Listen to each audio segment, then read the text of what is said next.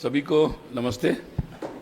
हम राष्ट्रीय स्वयंसेवक संघ के संस्थापक डॉक्टर हेडगेवार जी का जहाँ स्मृति मंदिर है, ऐसे स्मृति मंदिर के परिसर में आज हम लोग सब यहाँ एकत्रित आए हैं।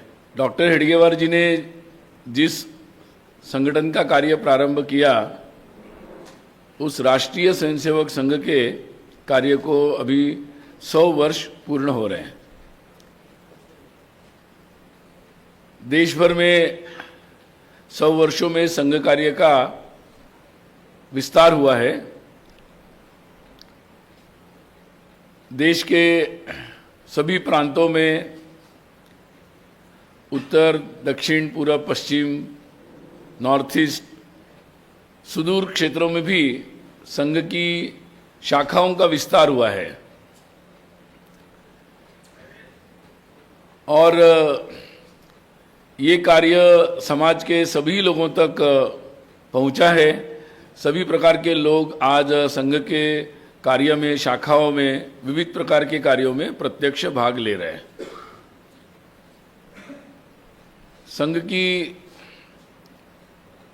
स्थापना के जो 100 वर्ष है, वो इस वर्ष की जो विजयादशमी है, विक्रम संवत 2082 अर्थात 2025 के 2 अक्टूबर को इस वर्ष विजयादशमी है और उसी दिन संघ कार्य के 100 वर्ष पूर्ण हो रहे हैं।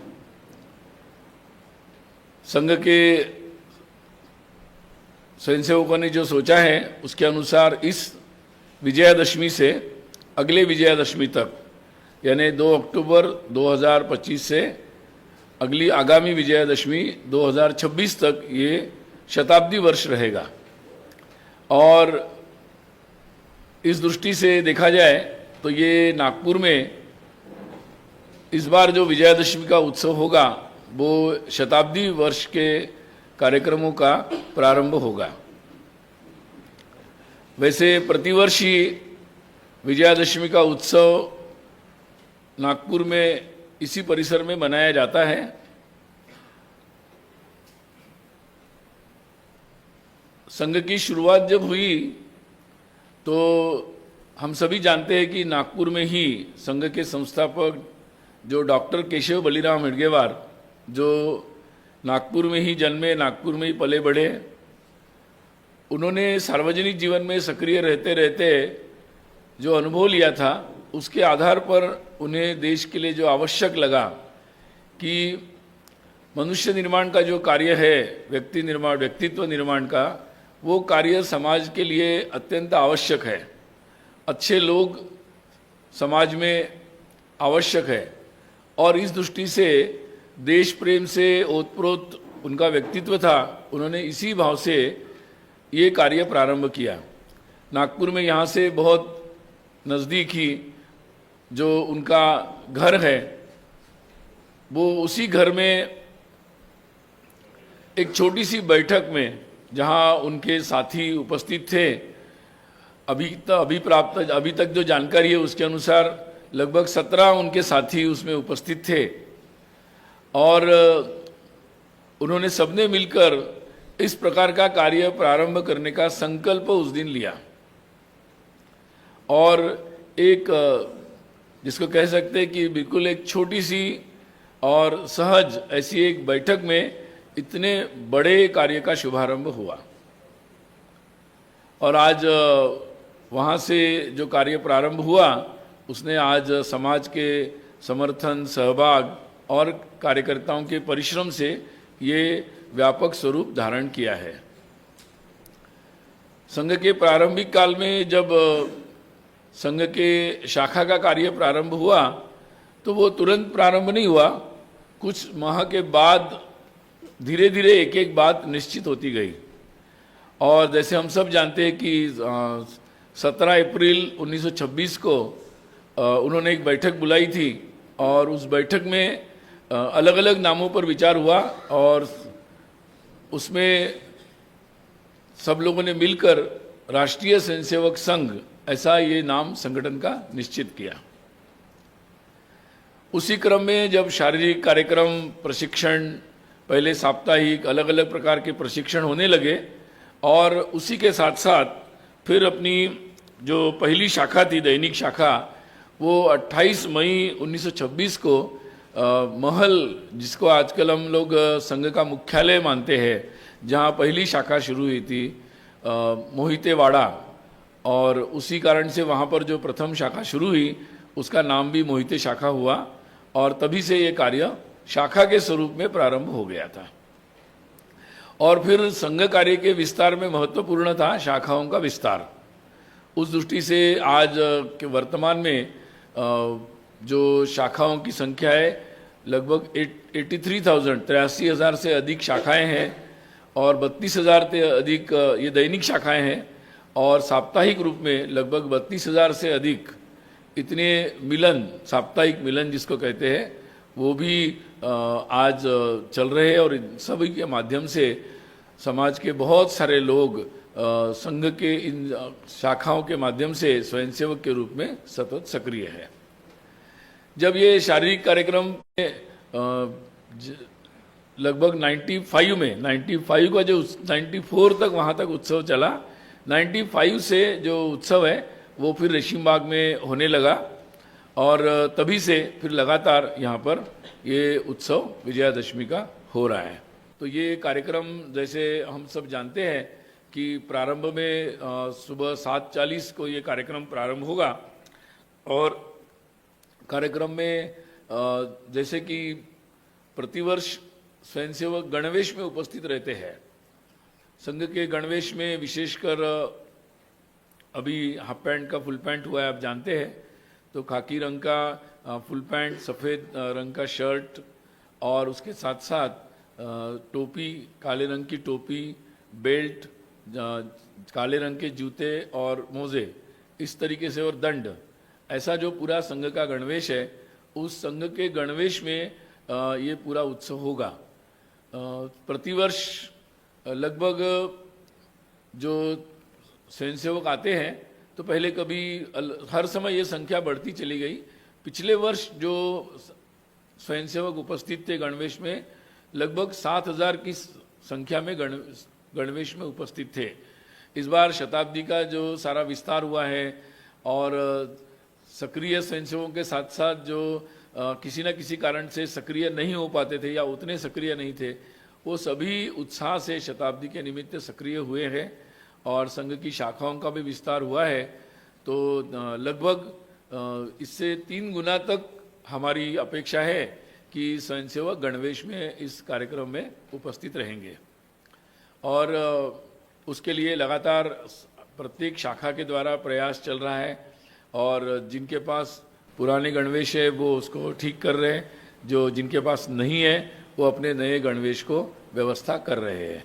तो एक व्यापक शाखाओं के माध्यम से इसके लिए एक व्यापक अभियान प्रयास चल रहा है और काफ़ी उत्साह के साथ सभी स्वयंसेवक इस कार्य में लगे हैं।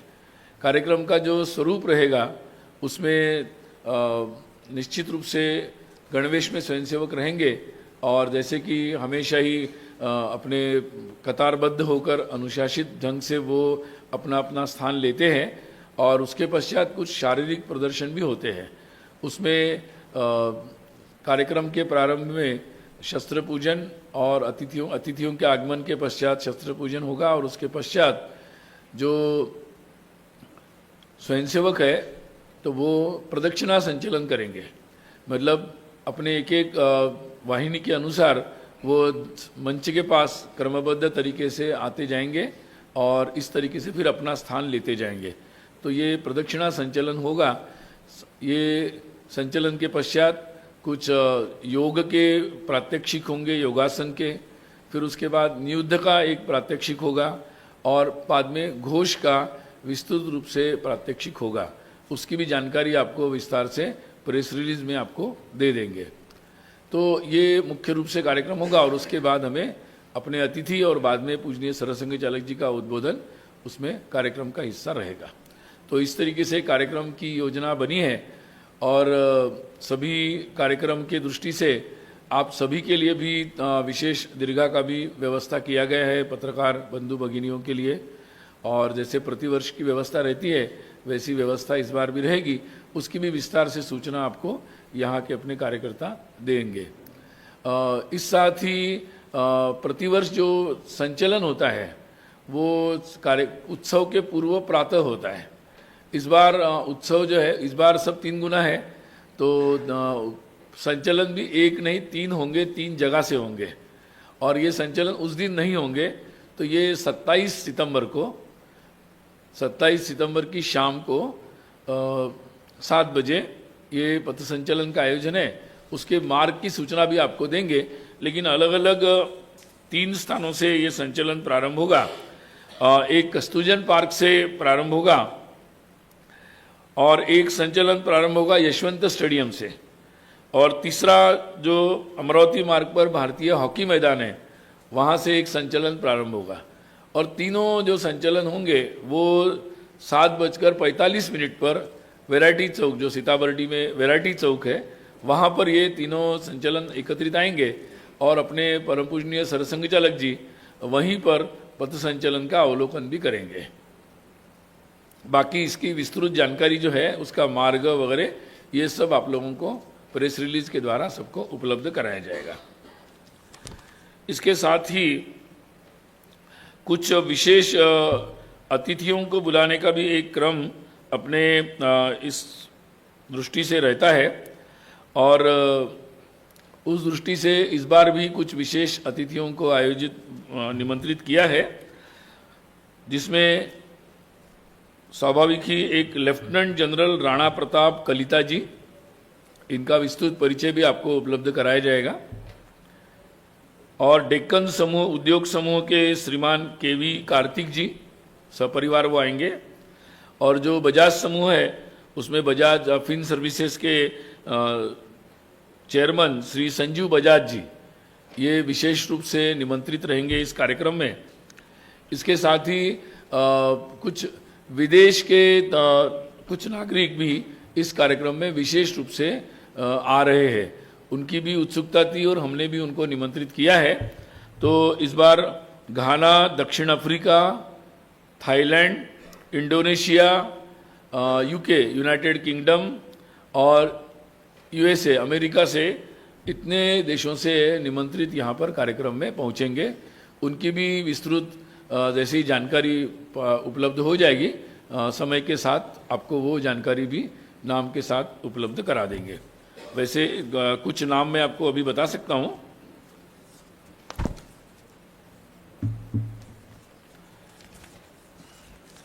इसमें विशेष रूप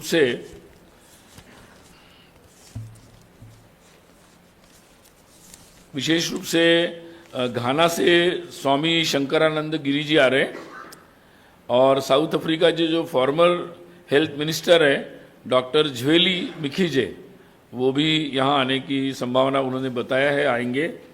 इसके साथ ही जो थाईलैंड के जो रॉयल मतलब राजा के जो मुख्य पुजारी है वो भी यहाँ पर उपस्थित रहने वाले हैं। विष्म रनसी ब्रह्मानुकुल उनका नाम है, वो भी यहाँ पर आने वाले हैं। और इंडोनेशिया से भी मिस्टर ईडा पंडिता जी वो भी यहाँ पर आने वाले हैं, और भी बाकी देशों के अलग अलग प्रकार से जो विद्वज्जन है उनको यहाँ पर आमंत्रित किया है, वो आएंगे। साथ ही अपने दुनिया भर के जो अलग अलग प्रकार के मीडिया है, विदेशी मीडिया, उनके भी भारत स्थित प्रतिनिधि और कुछ प्रतिनिधि विशेष रूप से उनके मुख्यालयों से भी इस विशेष शताब्दी वर्ष के कार्यक्रम को देखने और उसको समाचार माध्यमों की दृष्टि से कवर करने के लिए यहाँ उपस्थित होंगे। तो सभी के लिए यहाँ विशेष प्रबंध होगा। यहाँ पर प्रतिवर्ष ही समाज जीवन के अलग विभिन्न क्षेत्र के नागरिक भी यहाँ पर अपेक्षित होते हैं। बड़ी संख्या में सामान्य नागरिक, माता भगिनी सभी लोग यहाँ पर आते हैं, और इसमें भी सामाजिक क्षेत्र के, आध्यात्मिक क्षेत्र के, आर्थिक, कला, संस्कृति, क्रीड़ा, शैक्षिक, ऐसे सभी प्रकार के लोग भी यहाँ पर उपस्थित रहेंगे। इस बार स्वाभाविक रूप से हमें जितनी अभी तक जानकारी मिली तो उसमें भी प्रतिवर्ष की अपेक्षा ज़्यादा ही उत्साह पूरे समाज में भी है, और विभिन्न प्रकार के जो लोग हैं इसमें मुख्य रूप से उपस्थित रहेंगे बड़ी संख्या में, तो रेशिमबाग का जो कार्यक्रम का स्थल है उस पर भी हमने उस दृष्टि से व्यापक व्यवस्था बनाने का प्रयास किया है। अलग अलग प्रकार के जो लोग यहाँ पर अभी तक अतिथि के रूप में आए थे, तो उसमें लगभग अभी तक जो हमारे पास सूची है 1933 से में जो भोसले राजा उस समय थे, अध्यक्ष श्रीमंत फतेह सिंह राव नागपुर के, वो 1933 के उत्सव में उपस्थित थे मुख्य अतिथि या अध्यक्षता करने के लिए। ऐसे ही समय समय पर समाज जीवन के निवृत्त न्यायाधीश, क्रीड़ा क्षेत्र के बड़े प्रसिद्ध लोग या समाज जीवन के समाज सेवी, वैज्ञानिक, ऐसे अलग अलग प्रकार के समाज जीवन के प्रमुख लोग, प्रतिष्ठित लोग जिन्होंने बहुत अच्छा कार्य किया है देश के लिए, ऐसे कई सारे लोग यहाँ पर आए थे। और आगे इस वर्ष भी श्रीमान अपने भूतपूर्व राष्ट्रपति रामनाथ कोविंद जी यहाँ पर आएंगे। तो मैंने आपको संक्षिप्त में जो भी इस कार्यक्रम की जानकारी है वो बताने का प्रयास किया। इसके बारे में और भी कुछ जानना चाहते तो आप पूछ सकते हैं। वैसे ये कार्यक्रम जो विजयादशमी का है वो केवल यहाँ पर नहीं है, तो पूरे देश भर में ये कार्यक्रम इतने ही उत्साह से देश के हर कोने में मनाया की तैयारी हो रही है। मैं अभी कुछ दिनों पूर्व मणिपुर था, तो मणिपुर जैसे क्षेत्र में जहाँ कुछ दिनों परिस्थिति भी वैसी नहीं थी, वहाँ पर भी बड़े उत्साह से विजयादशमी उत्सव की तैयारी हो रही है और बड़ी संख्या में वहाँ के लोग भी इस उत्सव में भाग लेने वाले हैं। तो देश के शहरों में, गाँव में, हर बस्ती में, तो सामान्यतः बस्ती शाह महानगर यहाँ तो एक विशेष कार्यक्रम का आयोजन है, बाकी शेष जगहों पर मुख्यतः बस्ती में, शहरों में और 8-10 गांव मिलाकर मंडल के स्तर पर ये विजयादशमी के उत्सव और बड़ी संख्या में गणवेश में होने वाले और बड़ी संख्या में नागरिक माता बंधु भगिनी भी उसमें सहभागी होने वाले हैं। तो ये एक तरह से शताब्दी वर्ष का शुभारंभ होगा। और इसके पश्चात जैसे आपको पहले से ही जानकारी दी है कि शताब्दी वर्ष में जो विभिन्न प्रकार के कार्यक्रमों की योजना बनी है, जिसमें ये जो संघ का विचार था, संघ का जो उद्देश्य था, संघ का जो कार्य है, उसको, उसी बात को समाज के सभी लोगों तक ले जाने का एक प्रयास शताब्दी वर्ष में संघ करने वाला है। और इस दृष्टि से गृह संपर्क एक व्यापक रूप में घर घर जाकर ये संदेश ले जाना प्रत्यक्ष माध्यम से, ये एक व्यापक ऐसा एक अभियान पूरे देश भर में ये शताब्दी के अंतर्गत होगा। और ऐसे ही बस्ती और मंडल स्तर पर इसके बाद हिंदू सम्मेलनों का आयोजन होगा, और जिसमें समाज जीवन के वहाँ के स्थानीय लोग सब मिलकर इसका आयोजन करने वाले हैं। युवाओं के लिए भी विशेष आयोजन जगह जगह पर, स्थानीय स्तर पर संघ के स्वयंसेवकों के द्वारा आयोजित होंगे, और जिस दृष्टि से विशेषकर जो युवा वर्ग है वो लोग भी इसके लिए उत्साहित है और कार्य में लगे हुए हैं। यहाँ नागपुर में आप जानते ही है कि जो शिशु और बालों का जो उत्सव होता है वो अलग होता है। वो इस बार भी 28 सितंबर और 5 अक्टूबर, ऐसे कुछ जगह 28, ज़्यादातर 28 को होगा, और फिर कुछ जगह 5 अक्टूबर को उनके अलग से बालों के जो उत्सव होते हैं वो अलग से होंगे। तो लगभग इसकी विस्तृत जानकारी मैंने आपको दी है। किसी को इसके बारे में कुछ पूछना है, क्योंकि आज की जो ये पत्रकार वार्ता है, ये विशेषकर जो ये शताब्दी वर्ष का शुभारंभ का ये जो विजयादशमी उत्सव है उसकी जानकारी देने के लिए ही आयोजन हुआ है। तो उसके संदर्भ में, शताब्दी वर्ष के संदर्भ में कोई भी जानकारी आप पूछना चाहते तो पूछ सकते हैं। पंच परिवर्तन के अभियान के बारे में लगातार आपके सामने बात आई है, तो उस पंच परिवर्तन की जो विषय है उसको मुख्य रूप से गृह संपर्क में वो मुख्य विषय रहेंगे, और पूरे समाज के लोग इस कार्य को लेकर समाज परिवर्तन के कार्य में कैसे जुड़ सकते हैं, ये उसका एक मुख्य आधार रहेगा।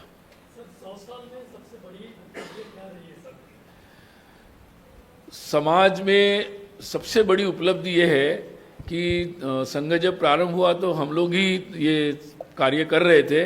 आज पूरे समाज में एक उत्साह बना है एक विश्वास बना है कि भारत के प्रति गर्व और भारत से कुछ हो सकता है, इसके प्रति एक समाज में विश्वास बना है और प्रत्यक्ष हम इसमें सहभागी हो सकते हैं, ये समाज की मानसिकता बनी है।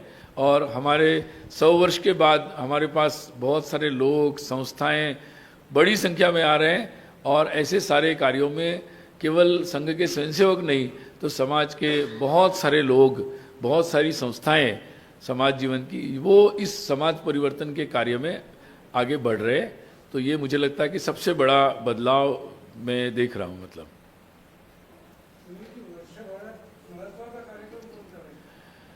महत्त्वाचे कार्यक्रम आमच्या दृष्टीने तर सगळेच आहेत, तो सभी कार्यक्रम हमारी दृष्टि से महत्वपूर्ण है।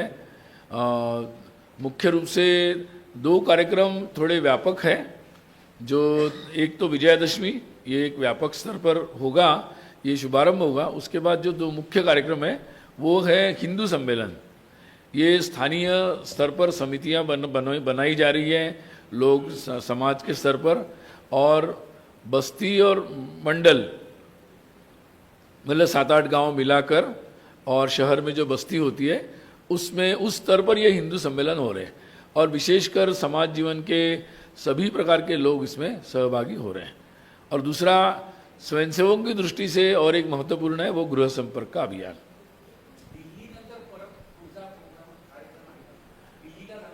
अच्छा, दिल्ली में जो पूजनीय सरसंघ चालक जी का संवाद कार्यक्रम हुआ था 26, 27, 28 अगस्त को, वैसा ही कार्यक्रम अभी नवंबर में बेंगलोर में आयोजित हो रहा है 7 और 8 नवंबर को 2 दिन, और उसके पश्चात 21 दिसंबर को ऐसा ही कार्यक्रम कोलकाता में हो रहा है 1 दिन का, और उसके पश्चात फरवरी माह में 6 और 7 फरवरी को वहाँ पर मुंबई में ये कार्यक्रम आयोजित हो रहा है। हाँ सुनील जी, इसके साथ साथ ही अपने पूजनीय सरसंघ चालक जी और माननीय सरकार एवं दत्तात्रेय जी, ये लोग लगभग दोनों मिलकर सभी प्रांतों में प्रवास करेंगे और उनकी उपस्थिति में शताब्दी के निमित्त कोई न कोई सार्वजनिक कार्यक्रमों का आयोजन वहाँ पर निश्चित रूप से होगा। सुनील जी नमस्कार। सुनील जी नमस्ते। एक करंट सिचुएशन पे 2 सवाल थे, एक्चुअली हमको मौका मिलता नहीं आज, तो मैं शताब्दी पर ही ज़्यादा बोलूँगा। पूछिए आप, मेरा जवाब उसके हिसाब से। जैसे नेपाल में जो अभी हुआ है, इसके ऊपर संघ का कुछ असेसमेंट है क्या? कुछ लोग कह रहे हैं कि ऐसा जो नेपाल में हुआ ऐसा भारत में भी हो सकता है, तो इसके ऊपर कोई असेसमेंट है क्या? सुनील जी, एक और प्रश्न था। दूसरा, जैसे 50% टैरिफ जो अमेरिका ने लगाया, वैसे ही वो भारत के लिए चिंता का विषय बना हुआ है।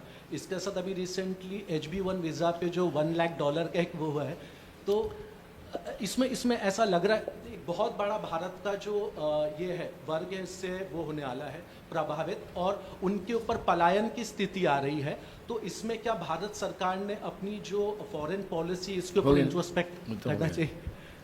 तो पहली बात तो जैसे आपने पूछा, आज मैं विशेष रूप से शताब्दी वर्ष के कार्यक्रम की जानकारी देने के लिए यहाँ उपस्थित हुआ हूँ, इसलिए बाकी सारे प्रश्नों के जवाब आज आप न पूछे तो ज़्यादा अच्छा है। वैसे देखिए, ऐसा है कि संघ के सभी हम लोग स्वयंसेवक, और पूरे संघ नहीं पूरे भारतवर्ष अपने निश्चित रूप से भारत के जो प्रगति है और भारत का एक सशक्तिकरण है, मजबूती है, इसके लिए लगे हुए हैं। और निश्चित रूप से भारत इतना मजबूत हो कि दुनिया में किसी भी समाज पर ऐसी कोई संकट न आए, कोई पीड़ा में वो न रहे। तो संघ का उद्देश्य है कि पूरे दुनिया को पीड़ा से मुक्त करना। हिंदू समाज की वही धारणा है कि हिंदू समाज इसीलिए मजबूत होना है ताकि पूरे दुनिया में हम जो षड्यंत्र चल रहे हैं या जो पीड़ा हो रही है उससे हम उसको मुक्त कर सके। सुनील जी, 2 सवाल है यहाँ पर। योगेश पांडे, लोकमत से। जो विजयादशमी का उत्सव 2026 में होगा, तब तक कितने स्थानों पर शाखाएं हो, ऐसा लक्ष्य कुछ संघ ने रखा है क्या? और दूसरा सवाल ये कि सामाजिक समरसता पंच परिवर्तन के बिंदुओं में एक बिंदु है, तो विजयादशमी के उत्सव में कौन ऐसे धर्मगुरुओं को हमने आमंत्रित किया है क्या, अलग अलग समाज के, अलग अलग पंथ के? ऐसा है कि जब संघ के शताब्दी वर्ष जब आ रहा था तो पिछले 3 वर्ष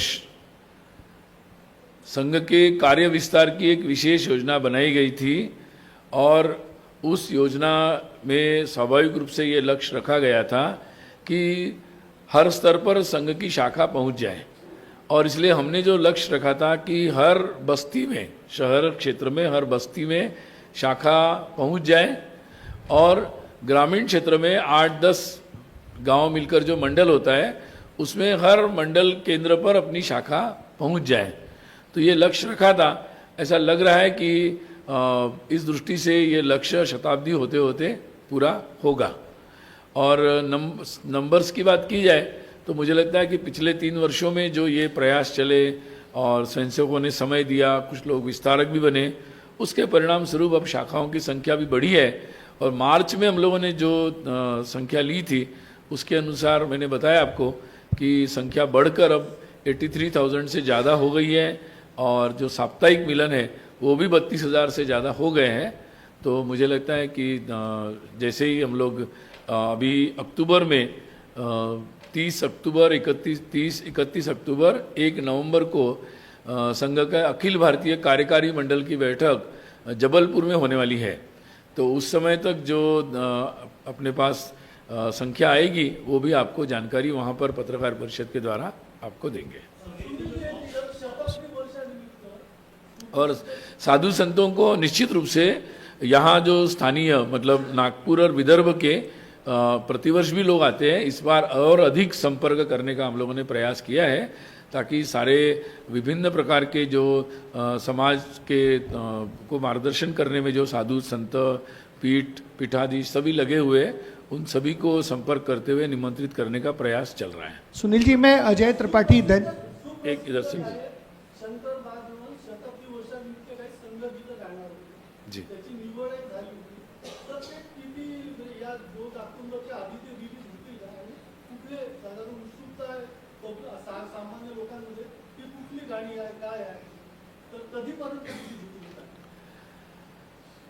हाँ, समाज में बहुत सारे लोग संघ के शताब्दी निमित्त अपने अपने प्रतिभा या अपने क्षेत्र के अनुसार लगातार प्रयास कर रहे हैं। कोई नाट्य रूपांतरण कर रहे हैं, कोई डॉक्यूमेंट्री बना रहे हैं, कोई गीत लिख रहे हैं, कोई गीत गा रहे हैं। तो विभिन्न प्रकार के जो समाज में उत्साह है तो अपनी अपनी प्रतिभा और अपने क्षेत्र के अनुसार लोग प्रयास कर रहे हैं। तो जहाँ तक आपने शंकर महादेवन जी के गीत के बारे में पूछा तो मैं जहाँ तक मेरी नागपुर के लोग जानकारी देंगे, लेकिन मेरी जानकारी में शायद 28 तारीख को यहाँ उसका एक सार्वजनिक कार्यक्रम नहीं, शंकर महादेवन जी का जो उन्होंने संघ गीत जो गाए हैं उसका कार्यक्रम 28 सितंबर को होगा शाम को। आपको विस्तार से जानकारी देंगे बाद में।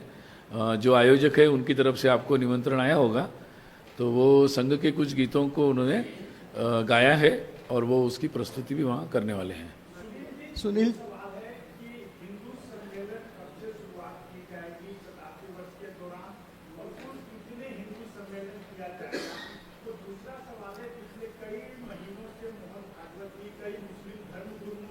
एक प्रश्न लेते ना, इतने 3 प्रश्न।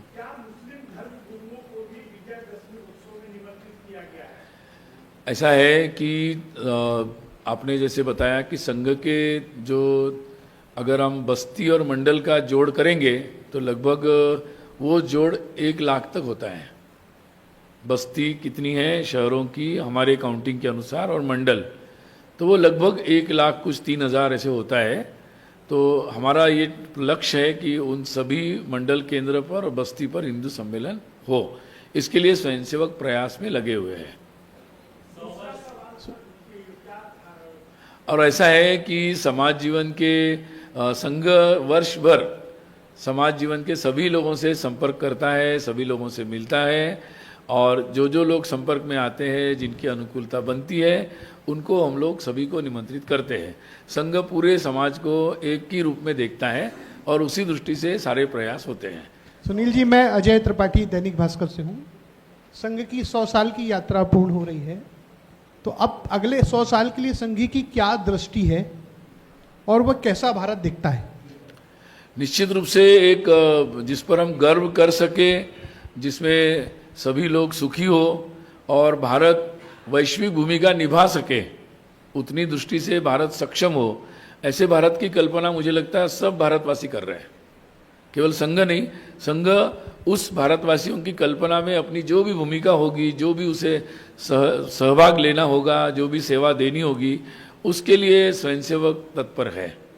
और निश्चित रूप से उस दृष्टि से जो सामाजिक स्तर पर जो परिवर्तन आवश्यक है और इसके लिए पहल आवश्यक है, पूरे समाज की पहल आवश्यक है, उसी दृष्टि से ये पंच परिवर्तन का विषय सामने रखा है। और जैसे मैंने बताया कि पूरे समाज के साथ मिलकर ये परिवर्तन के कार्य आगामी समय के में जो भी कार्य होंगे, पूरे समाज के लोगों के साथ मिलकर, संस्थाओं के साथ मिलकर ये सारे कार्य होंगे। उस दृष्टि से सामाजिक समरसता की जो भाव है वो पूरे समाज में स्थापित हो, व्यवहार में आ जाए, रोज़ के व्यवहार में आ जाए, ये आगामी दृष्टि से महत्वपूर्ण कार्य हमने रखा है। स्वाभाविक ही पर्यावरण के अनुसार एक जीवन शैली लोगों की बने, धीरे धीरे हर परिवार में व्यक्तिगत रूप में सबकी बने। ये केवल एक पॉलिटिकल डिबेट का या डिप्लोमेसी का विषय न रहे या इन्वायरमेंटलिस्ट का विषय न बने, तो एक सामान्य लोगों के जीवन में उनका एक महत्वपूर्ण विषय बन जाए। और हर परिवार, हमारे देश में, हमारे समाज में परिवार एक ऐसा महत्वपूर्ण इकाई है कि जिसके आधार पर सारे परिवर्तन होते हैं। नई पीढ़ी के संस्कार भी उसी आधार पर बनते हैं। हमारे समाज जीवन का जो सौहार्द है, जो एक अच्छा व्यवहार है सार्वजनिक जीवन का, वो भी परिवार की शिक्षा पर निर्भर होता है और परिवार के रिश्तों पर निर्भर होता है, परिवार के सुख शांति पर निर्भर होता है। तो उस दृष्टि से एक बहुत बड़ा आग्रह समाज में हम लोग लेके जा रहे हैं और हर परिवार इस पर पहल करे, इस दृष्टि से आग्रह रहेगा। और स्व का विषय भी हमने लिया है कि भारत स्वाधीन होकर इतने वर्ष हो गए, तो पूरी तरह जो उपनिवेशिक मानसिकता है, कॉलोनाइज्ड माइंड है, उससे पूरी तरह मुक्त होना चाहिए। और इस दृष्टि से रोज़ के हमारे व्यवहार में स्वभाषा, स्वभूषा, स्वभोजन, स्वतंत्र, स्वसंस्कृति, ये स्व आधारित हमारी सारी बातें बने और धीरे धीरे सारे ही लोग इससे मुक्त हो जाए। और नागरिक कर्तव्य बोध की भावना और उसका रोज़ के जीवन में अपना व्यवहार, इसका एक आग्रह रखा है। तो आगामी समय में सामाजिक ये परिवर्तन की दिशा में संघ अपनी शक्ति लगाएगा। वो तो बीजेपी बता सकती है। हमारे स्वयंसेवक जितने भी होंगे, कहीं किसी भी संगठन में काम कर रहे होंगे, तो वो अपने स्वाभाविक ही संघ के शताब्दी वर्ष के जो आयोजन होंगे उसमें अपनी सेवाएं देंगे। मैंने बताया ना अभी सारा। संघ, देखिए संघ का तो संघ 100 वर्षों से संघ का फिक्स है कि हमें व्यक्ति निर्माण के लिए काम करना है। आज भी मुझे लगता है समाज को अच्छे लोगों की ज़रूरत है, जो राष्ट्र के बारे में अच्छे से मानते हैं, जानते हैं और उसके प्रति पूरी निष्ठा रखते हैं, जो अनुशासित है स्वयं और समाज में अच्छे काम करने के लिए जिन्होंने स्वयं को तत्पर किया है, ऐसे लोगों की, और जो सामूहिक रूप में, संगठित रूप में काम कर सकते हैं, ऐसे लोगों की मुझे लगता है आवश्यकता आज 100 वर्ष के बाद और ज़्यादा हो गई है। तो मुझे लगता है कि संघ को तो उसमें भी बहुत सारी शक्ति लगानी पड़ेगी। और जो स्वयंसेवक इससे निकल रहे, वो तो मुझे लगता है कोई बात नहीं छोड़ रहे हैं, सभी प्रकार के कार्य में लगातार वो लग रहे हैं, जो भी कार्य सामने आ रहे हैं उसमें लग रहे हैं। लेकिन हम संघ का अपना जो काम है शाखा के माध्यम से व्यक्ति निर्माण का, वो काम संघ का मुख्य फोकस रहेगा। मुझे लगता हो गया।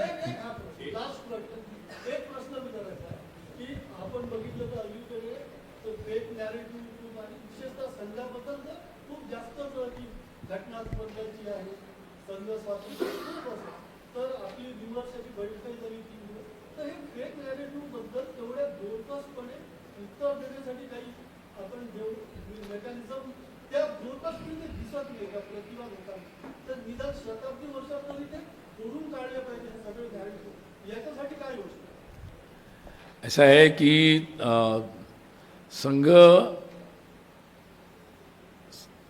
के शताब्दी में हम लोग जो गृह संपर्क कर रहे हैं, तो वो तो एक सबसे बड़ा मुझे लगता अभियान होगा जिसमें संघ के बारे में सीधी बात लोगों से की जाएगी। इससे बड़ा मुझे लगता कोई और तंत्र नहीं हो सकता। और रही दूसरी बात, तो समाज जीवन में मुझे लगता है कि अब जो लोग गलत बातें कर रहे थे वो काफ़ी तरह एक्सपोज हुए हैं। और मुझे लगता है कि समाज आज के समय में जब सारी जानकारियों के तंत्र लोगों के पास उपलब्ध है तो लोगों के पास एक ऑप्शन नहीं है, बहुत सारे मल्टीपल ऑप्शन हैं और मल्टीपल ऑप्शंस में लोगों के पास बहुत सारी जानकारियां हैं।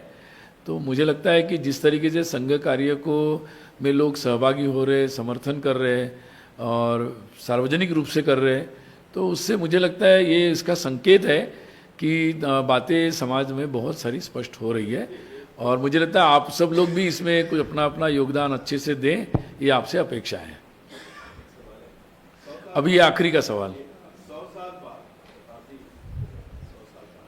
हिंदू राष्ट्र का सपना कहाँ तक साकार हुआ है? जी, ऐसा है, पहली बात तो ये हिंदू राष्ट्र है और डॉक्टर हेडगेवार जी ने संघ के स्थापना के समय ही ये बता दिया था। अब इस हिंदू राष्ट्र में, हिंदू समाज में, हिंदू धर्म के संदर्भ में, हिंदू संस्कृति के संदर्भ में, समाज में जो जागृति लानी है वो जागृति का कार्य सतत रूप से चल रहा है और मुझे लगता है उस जागृति का कार्य चलते चलते जिस तरीके से समाज जीवन में ये बात लोगों को समझ में आ रही है और इसीलिए लोग अब उस जागृति के कारण ही इस कार्य में प्रत्यक्ष सहभागी होने के लिए आगे आ रहे हैं। तो इस दृष्टि से मुझे लगता है कि जैसे मैंने कहा कि इस कार्य को करना है, ऐसा जो एक विश्वास समाज में आना चाहिए था, उस दृष्टि से अच्छी पहल हुई है और मुझे लगता है जब समाज किसी बात पे विश्वास करने लगता है, उसमें मानने लगता है, तो वो कार्य अपनी गति से चलते हैं। ठीक है, धन्यवाद आप सबका। अभी 2 अक्टूबर विजयादशमी के कार्यक्रम के बारे में विस्तार से, पथ संचलन के बारे में, कार्यक्रम की व्यवस्था के बारे में आपको बाद में प्रेस रिलीज में आपको विस्तार से जानकारी मिल जाएगी और आपसे यहाँ पूरी व्यवस्था आपके लिए बनाई है। निश्चित रूप से सुरक्षा के कारण कुछ प्रोटोकॉल रहेगा और आप सबसे सहयोग मिलेगा, ये विश्वास है। तो मैं अपनी बात को पूरा करता हूँ। नमस्कार।